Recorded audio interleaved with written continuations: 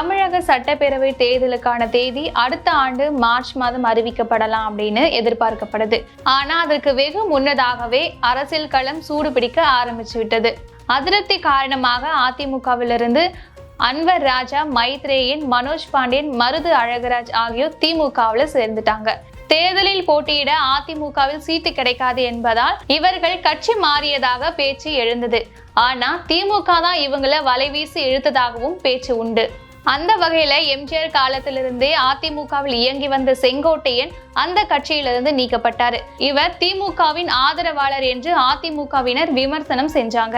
இது மாதிரியான சூழல்ல செங்கோட்டையன் தாவேகாவில் இணைய போகிறதா தகவல் வெளியாகி இருக்கு. நவம்பர் 27ஆம் தேதி விஜய் முன்னிலையில் தாவேகாவில் சேர போறதா சமூக வலைதளங்கள்ல பேசப்பட்டு வருது. நெருப்பில்லாமல் புகையாது அப்படிங்கிற ஒரு பழமொழி உண்டு. அதே மாதிரி செங்கோட்டையன் தாவேகாவில் சேருவது உண்மை என்று அப்படின்னு அவருக்கு நெருக்கமானவர்கள் சொல்றாங்க. தாவேகாவில் சேருவதற்கு முன்னாடி செங்கோட்டையன் விஜயை சந்தித்து பேச இருப்பதாக தகவல் கசிந்திருக்கு. விஜயகாந்த் தேமுதிகவை தொடங்கிய போது பண்ருட்டி ராமச்சந்திரனை தன்னுடைய கட்சியில சேர்த்து கொண்டாரு. இவர் அரசியல் அனுபவம் வாய்ந்தவர் அப்படிங்கிறதுனால தன்னுடைய கட்சிக்கு நல்ல பல ஆலோசனை வழங்குவார் அப்படிங்கிற அடிப்படையில சேர்த்து கொள்ளப்பட்டார்.